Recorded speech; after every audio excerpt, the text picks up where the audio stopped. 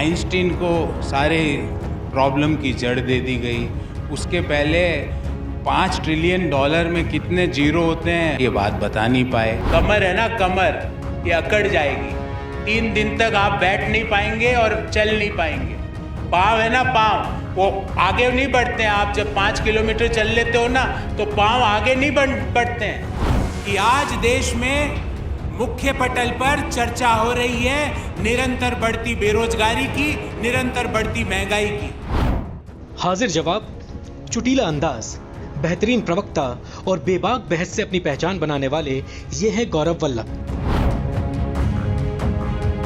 और नहीं चाहिए हमें ऐसा अमृतकाल जहां पर देश में भुखमरी की रैंकिंग 121 देशों में 107वें नंबर पर हो।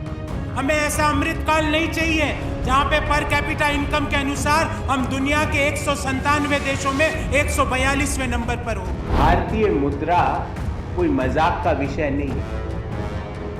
हम नहीं चाहते कि देश की मुद्रा के बारे में कोई विदेश व्यक्ति ये बोले अरे ये नोट कब तक रहेगा यार, इसका ध्यान रखना थोड़ा।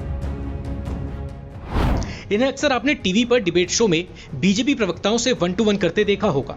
फैक्ट्स और आर्थिक मुद्दों की अच्छी समझ रखने वाले गौरव वल्लभ सोशल मीडिया पर अपने बयानों और डिबेट शो की वजह से छाए रहते हैं। ट्रिलियन में जीरो गिनने की बात हो या रोजगार के रोड मैप की, इकोनॉमी से जुड़े मुद्दों पर गौरव ने राजनीति के मैदान में एक ऐसा मुकाम हासिल किया जिसने गौरव वल्लभ को एक नई पहचान दी। और शायद उसी पहचान की वजह से गौरव के कंधों पर आज ये नई जिम्मेदारी है। मैं कांग्रेस पार्टी की चुप्पी, जब पार्टी के कुछ नेता, अलायंस के कुछ बड़े नेता सनातन का विरोध करते हैं और उस समय हमारे पार्टी की चुप्पी से क्षुब्ध हूँ।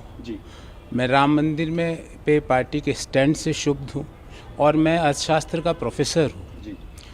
लिबरलाइजेशन, प्राइवेटाइजेशन, ग्लोबलाइजेशन जो डॉक्टर मनमोहन सिंह जी, पीवी नरसिम्हा राव साहब ने देश को दिया, आज पार्टी उसी चीजों का विरोध करती है। दरअसल कांग्रेस के तेज तर्रार प्रवक्ता रहे गौरव वल्लभ ने अब बीजेपी का दामन थाम लिया है। उनका कहना है कि उन्होंने कांग्रेस के सनातन विरोधी रवैये के कारण पार्टी छोड़ दी और राजनीति में अक्सर ऐसा होता है, जो कि काफी आम है। लेकिन बात यहाँ पार्टी बदलने की नहीं, बात गौरव वल्लभ के उस व्यक्तित्व की है जिससे उन्हें जाना जाता है। गौरव कांग्रेस पार्टी की टिकट से 2 बार विधानसभा का चुनाव भी लड़ चुके हैं। उन्होंने एक डिबेट शो में बीजेपी प्रवक्ता से पूछा था कि ट्रिलियन में कितने जीरो होते हैं और इसी के बाद से वो चर्चा में आए थे। आइंस्टीन को सारे प्रॉब्लम की जड़ दे दी गई। उसके पहले $5 ट्रिलियन में कितने जीरो होते हैं, भारतीय जनता पार्टी के मुख्य प्रवक्ता ये बात बता नहीं पाए। गौरव पेशे से चार्टर्ड अकाउंटेंट हैं। वो इकोनॉमिक्स के प्रोफेसर भी रह चुके हैं। साल 1977 में जन्मे गौरव मूल तौर पर जोधपुर के रहने वाले हैं। गौरव की प्रतिभा कॉलेज के दौरान ही दिखने लगी। कॉलेज में वो गोल्ड मेडलिस्ट रहे। इसके अलावा वाद विवाद जैसी प्रतियोगिताओं में गौरव को कोई पछाड़ नहीं पाता था। कॉलेज में प्रोफेसर रह चुके गौरव की गजब की तर्क शक्ति और लोकप्रियता के चलते ही बिना राजनीतिक बैकग्राउंड के कांग्रेस ने उन्हें अपना प्रवक्ता बनाया। गौरव की खासियत है विरोधी पार्टी का मजाक उड़ाने वाली मौजूदा मानसिकता से अलग अपने तर्क को काफी सहजता से रखना, और यही उनकी यूएसपी भी मानी जाती है। गौरव की अर्थव्यवस्था पर मजबूत पकड़ है।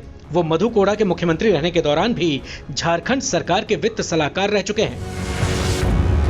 गौरव वल्लभ के पास है तो कुछ है, तो वो है कार्यकर्ताओं का गौरव वल्लभ पे अपार स्नेह और विश्वास। गौरव वल्लभ के पास अगर कुछ है तो लोगों को गौरव वल्लभ में सच्चाई दिखती है, क्योंकि मेरी ग्रूमिंग, मैं कोई अचानक से नहीं राजनीति में आया। अब पहले प्रोफेशनल कैरियर में मैंने जो मैक्सिमम चीज़ें थी वो हासिल की, उसको, उस कैरियर को सुदृढ़ बनाया, फिर राजनीति में आया। मैं ऐसे राजनीति में नहीं आया कि कुछ नहीं कर पाए तो राजनीति कर ली। No, I was doing wonderful in my professional life. मैं फाइनेंस में प्रोफेसर, देश के टॉप इंस्टीट्यूट्स में प्रोफेसर फाइनेंस का। तो गौरव वल्लभ के पास क्या है? तो गौरव वल्लभ के पास, अगर मैं बोलूं तो एक लाइन में उत्तर दूं, तो गौरव वल्लभ के पास सच्चाई है। गौरव वल्लभ के राजनीतिक करियर की बात की जाए तो 2019 में उन्होंने पहली बार झारखंड के जमशेदपुर ईस्ट से तत्कालीन सीएम रघुवर दास के खिलाफ चुनाव लड़ा था। इसके बाद 2023 में उन्होंने राजस्थान में हुए विधानसभा चुनाव में भी हाथ आजमाया और उदयपुर से चुनाव लड़े। हालांकि दोनों जगहों पर गौरव वल्लभ को हार का सामना करना पड़ा। लेकिन इससे गौरव की लोकप्रियता में कमी नहीं आई।